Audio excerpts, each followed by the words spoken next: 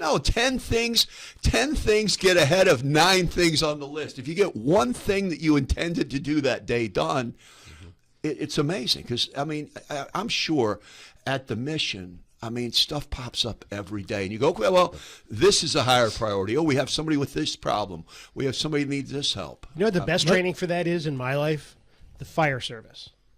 Where you go into an emergency, whoa, that didn't work. and then you got to, You quickly learn what works and what doesn't. And, it just, and it didn't matter. It happened. That was 3 seconds ago. That's there. Right. And you got it. And you move ahead. You don't worry about what has passed. You try to fix what's lying ahead, and you just keep moving forward. It's kind of the mantra. Well, you can't dwell on it. No. And I'm sure. Hey, before you go any further, We should introduce. Oh, I'm sorry. let's take care of the formality of actually introducing the people we invited into the studio for this segment. Oh, that's my that's okay. Rob Mario, ladies and gentlemen. That's okay. Pastor Tim Guerino from the Rescue Mission. Good morning, sir. Good morning. And you brought Dustin Brown back with you as well. Yes, I brought Dustin with me. He's our development director, and we're on our way to North Carolina. Remember a while back when everything happened, we were putting a team together to go, and then I had my daughter had a very tragic car accident. Yes. How's she doing? She's doing really good, actually. She's doing really good. She's in Cincinnati. She's up there doing much better with a physical therapist, and she's doing very well. Good. Yeah, so that put a lot of things on hold, but now we're going. We're heading down to Black Mountain, and Dustin can share what's going on down in Black Mountain and what we're going to be doing. Yeah, I mean, So Black Mountain, I'm thinking Asheville, basically? yeah, it's about the Asheville area, Black like Mountain. 20-30 minutes east of Asheville, I believe. Yeah. In that area. It's one of the areas that was hit, one of the hardest areas, and he can. Yeah. Yeah. Still a lot of leftover, devastation there. A lot of folks that are rebuilding, restoring homes. Still some areas that they're just now kind of getting into and able to get equipment into and whatnot. So still a great need, and we're looking forward to getting a team of guys down there to help any way we can. We're going down with Men for a Mission. It's an organization out of One Mission Society, and the guy that is our team leader, Mark. Say his last name for me. Colley. Mark Colley. He's on our board of directors, so I should know his last name.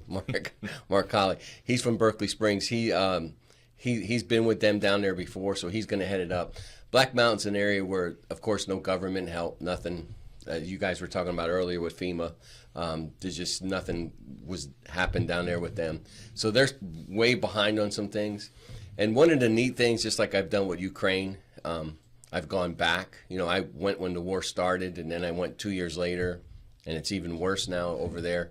It's just like now we're going back a year. I forget how long it's been now for Hurricane Helene, but it's still pretty bad there. We're going to go in. We're raising. Our goal is to raise $10,000. That will cover our cost getting down there. It'll cover the expenses that we'll need, the building supplies, all that stuff. We're taking 9 guys with us from the mission, and going down. We're going to hammer away, build, saw, all kinds of stuff. Do you are you invited to go and help with a particular project? Mm-hmm. Well, yeah, and that's Men's for Missions. That's why we connect with them, because they have particular homes and houses that they'll be working on. Yep. So we're going to connect with them. There'll be 12 other men that we'll connect with, so it'll be a group of about 20 of us guys going in on particular places that they already have targeted, and we'll be going. We'll be working hard. So it's going to be like a Saturday we arrive, Sunday we put our team together, Monday through Friday out working as many hours as it takes to get the job done. Saturday head back. We're going to be heading out from July 19th to July 26th. And it's a residence or residences that you're building? Yeah. These are resident homes, rebuilding some of the homes, pretty much building some homes from scratch, restoring some of the homes, the damages, that kind of stuff. So it's going to be a lot of work, a lot of physical work. So we're taking guys that have the skills, the younger guys. I'll walk around with a camera and take pictures off. You got the clipboard. Somebody has to have the clipboard. That's right. Somebody has to be in charge. The foreman. That's right. Somebody has to be in charge. But it's funny when you're talking about pivoting and stuff like that. It's just like going down there. When you go on a missions trip, you go You go willing to be able. You got to have three things: willing to work, willing to do whatever it takes. Whether I go overseas, whether I go to, locally, any mission trips you take, you have to be ready to just do whatever's available. It's just like when you're talking about going into a fire. You're going in with a mindset of, well, we're going to do this, but then it's like, wow, we got to pivot.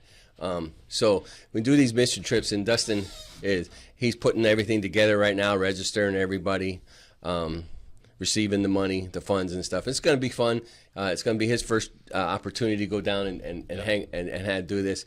We'll be, and it's. I mean, we're going to be staying at a YMCA camp up in the mountains, so it's not. We're not staying at the Hilton or anything like that, you know. So we'll come back, and you know, we'll have. It's going to be a lot of fellowship, a lot of camaraderie, but a lot of hard work. And you just pivot. You do what you got to do. You get there on site. If something needs to be done, we'll send some guys out to get more supplies. Whatever the job's going to require. So you got to take people with a mindset that they're willing to work and work in conditions that are maybe not what you would want. See, this is what people forget about incidents like that. That was a long time ago. Yep. And there's a lot of money and a lot of effort that puts in while it's leading the news cycle. Yep. These people have been through a winter and through a cold, wet spring, and here we are into the heat of the summer. Yep. And they're just now beginning to get their home back. It's these disasters take forever to recover years, from, and years. then you put it in such a remote area. I mean, Yeah. there's a long time where the officials didn't know who was and wasn't Right. alive. Yeah, because he's done some research on the area, and he can tell you it's pretty devastating still. Yeah, I mean, any natural disaster is rough, but in that particular location, the geography, the way that the floods came through, washed out a lot of the roads that you would need to get to the places that need the most help. And so you've almost, you've got a lot of this rebuilding just to get to where you need to rebuild. And so a lot of those places are still, half the road is missing on the side of a mountain, and they're trying to fix a lot of that stuff so that they can get the equipment back to the places that still need the most help. And so, they're in a tough spot, and we're looking forward to helping any way we can. Who runs the mission while you're gone? We got a great team. Team. The team steps up, covers the areas of where Dustin and I won't be, and then I've got a great board of directors. Volunteers, wonderful. And so it covers all that. But, I mean, it's a team effort. Even when we go down there, it's a team effort. And the neat thing about this, Mark and I have been on many mission trips. Mark's been around the world like I have. So for the 7 other guys, it's going to be the first time. And then taking residents from the mission down there, they're going to be giving back. It's going to be neat for them. They're all pumped up. They're excited to be able to go down and do something beyond Martinsburg to give back. You taking a big van down there, Yeah, basically? we're renting a van, taking a van to rent down there because we got to take our supplies and stuff. So we'll be packing up and having a blast driving. It's about 6-7 hour drive down, something like that. I mean, of course, we'll stop once or twice, get something to drink and stuff like that. Go to the bathroom, we get gas, but it's going to be a blast. It's going to be a great opportunity. Like I said, we'll be connecting with other fellas down there, working hard. And going back to the pivot story on Saturday, Dylan and his wife were downtown in Martinsburg, and I was doing something, and I get a call from Dylan about a lady that was homeless, and that him and his wife were helping her out, and we had a spot at the Hope House for her. And just as I'm on the phone with Dylan, I get a phone call from the police department. They had a female that was homeless, and so I had to pivot because I was doing something else, and I pivot for several hours, making the contact. Dylan and his wife were so kind. They took care of this lady until we could get them back to the mission, and then both ladies, between the police department and Dylan and his wife, both ladies were there, and we were able to take them up to the Hope House and get them housing. So, I mean, that's the kind of attitude you have to have when you do mission trips. I mean, like when I go to the Ukraine, you gotta get rid of the American mindset that everything's got to be comfortable, and if I'm a little uncomfortable or I'm cramped, I'm gonna complain. Because when you go into these mission trips, you go into war zones, you go into disaster areas, things are not normal, and the people are dealing with trauma, even though a year or so later, they're still dealing with trauma. So you can't go in with an attitude, well, if things ain't perfect, I'm going to have an attitude. So you got to really rid of that. And the neat thing about what our guys, they understand that kind of trauma. They understand that kind of homelessness mindset and the sense of being through having nothing. So it's going to be, I think it's going to be great for them to see others in a situation that now they can help and also bring a little bit of commonality with them, understanding and sympathizing and empathizing. I don't know if I'm saying the right words. You're the writer. You're doing good. Yeah, the emotions of what these folks are dealing with. So it's going to be great. Dustin is a lot more calmer than I am. That's why he's going along. I'm more, let's get him, let's go, man, let's build this thing, let's get it done. And Dustin's more of a calmer guy, so he'll keep me level. He's a real talker too. Yeah, yeah. But and it's Just picking my spots. There hasn't been one yet. but go ahead. Just share with them what you're expecting and stuff. I'm excited about it because through the process of getting to register the guys that are going, you get to hear their excitement. And as Pastor Tim mentioned, a lot of them have been through some tough circumstances. They know what it's like to be displaced or to be homeless themselves, and so to hear their testimonies, what they've been able to overcome and what we've seen happen in their lives through the rescue mission, and to see their joy to go and give back in some way in that same capacity to another community has been pretty humbling and exciting for me. And so I'm excited to go with that group of guys and to help some other folks out. Is it cathartic for them in some way, do you think? I don't know. I mean, I guess we'd have to ask them. I think through their relationship in building their relationship with God, being able to help others even at the mission, you've seen an empathy rise up in them. You've seen them begin to see people in a different way, and that's a direct result of them seeing their own value, seeing themselves in a different way, right? And so all of that, I think, adds to the pot. And so I think they're just excited to kind of take what we do every day in Martinsburg and go somewhere else and help some other folks that don't have a facility like ours, for example. Because I would tell anybody, obviously we're going to North Carolina. Pastor Tim's been all over the world to do missions, but if you want to see what it's like to serve in missions, you can walk 10 minutes down the street in your own hometown. We do missions every day in Martinsburg, West Virginia. So come and serve, see what it's like. Get a taste of that, and then from there, use that as a launch pad if you want to start to do some national and some global stuff also. That was my pitch for serving for volunteers. Well, it's interesting you mentioned that, because I've always thought of mission work, they're missionaries, they're going on a mission, as proselytizing. Sure. Yeah. And we're building houses, man. yeah, I mean, this is not. I guess it is. I mean, in the broader sense, but not in the sense of passing out Bibles and. Yeah. And I think it depends on, and I think a lot of folks probably have that same perspective. But when obviously we're a Christian ministry, we are a Bible believing ministry, and so when you look at the way that Jesus operated in the Bible, most of the time, his door was to meet his open door was to meet the practical needs of people, right? Through food, through shelter, through healing, things like that, because those are the things people we tend to need to see before we believe, and it's very easy to show somebody the physical, tangible love of God through an act like that. And so you see Jesus move a lot like that, and so for us, same thing every day. Somebody might have never experienced the love of God, but then when you give them a meal when they're hungry, well, then they might be a lot more willing to listen to what you have to say about what God's done in your own life, and then start to maybe reflect on the fact that they could have that relationship too. And so it's a lot of sharing the gospel by actually just living it out, by doing, by showing the tangible love of Jesus to somebody through building a house or clearing a street. Because when they ask you why you're here, that's what you should be able to tell them, right? I'm here because I've been shown love, and that's what we're doing now, right?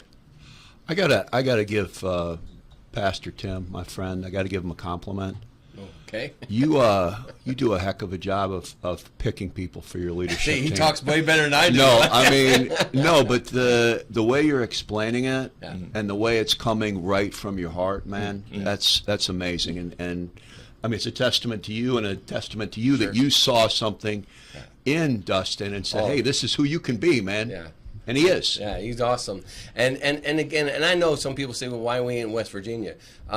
we can be in West Virginia, but right now we made a commitment to North Carolina. Glad you brought this up. I was going to ask you that question Yeah. because I've gotten some questions about that. And I know, and it's the same thing when I went to Ukraine. And people, why didn't you do it here? Well, I made a commitment, and we made a commitment to North Carolina. We're going back, and it's not saying that we can't go to West Virginia when the water recedes and all the government people disappear, like you're saying, the headlines and all that stuff, and then a year later, everybody forgets about them, and nobody's there for them, and there's no news headlines, there's no government, and they're just like, who's going to help us? So a year from now, if there's a need there, we can go over there with a team like we got here with Men's for Mission and do some building. I have no problem doing that. But right now we made a commitment to follow up in North Carolina, and that's where we're going. You want to make a donation, you go to MartinsburgUnionRescueMission.com, hit the button, it comes up, and you can donate to that. And if not, we understand, but we are at the Martinsburg Union Rescue Mission 7 days a week, 365, like Dylan. And Rob got a hold of me on Saturday and said, hey, we have this lady that's homeless. And then the police called me. We do missions every day. You're on call like a doctor, man. Oh, I'm 24/7 every day. Even when I'm in the Ukraine, Maria Lawrenson, okay? I'm literally redoing an outhouse. And she's calling me and asking me to have her daughter's furniture picked up before the wedding, and I almost lost my phone in the outhouse. So, I mean, I'm talking to her. I'm in Moldova building an outhouse, a brand, because in Moldova they don't have a good sewer system, so they have outhouses. So I mean, I'm answering her phone call. I have to call them back to the mission and say, hey, give Maria Lawrenson a call. She needs her furniture picked up. I'm in Moldova in a crapper up to my waist.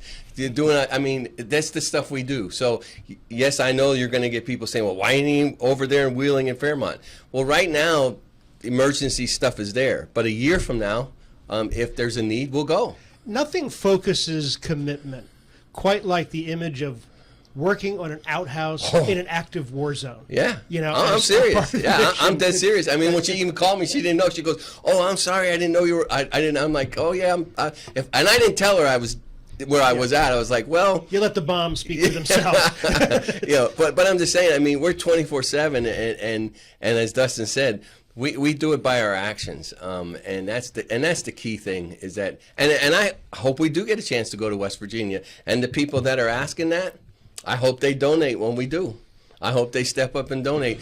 There was a guy bugging me for the longest time about North Carolina, and when all this came together, I went to him and I said, okay, you've been riding me now for a year when we're going to North Carolina. Okay, we're going. So put up or shut up. I'm sorry about knocking there. I said, put up or shut up. And I said, now's the time. And he came through big time for us. Your commitment to working is such that even when you're not supposed to be, you are. John just let me know that at his book signing. Yeah, the book signing, we originally set up upstairs. Yeah. And it turned out there was a mobility challenged fan who was there, so everything is to go downstairs. So the Julia, the events manager, comes up and says, well, we need to move it downstairs. So Pastor Tim just starts carrying chairs down, this little stairwell. That's what we do every day. Get her done, right? Yeah, get her done. And that was great. Thank you so much. That for my wife and I, we don't get out much because I work a lot, and she really loved it, and I loved it. It was wonderful. And like I said, I'm halfway through the book. It's awesome. It was nice to meet her, by the way. Yeah, and yeah, she's a wonderful lady. She's put up with a lot. She's put up with a lot. Yeah. The turning things just toward local are the amount of people coming in needing meals, is that still growing in town? Oh yeah, new faces, meals. Seeing more and more females. So that's why we have a lot more calls. I mean, Dustin can tell you he deals with the numbers a lot too.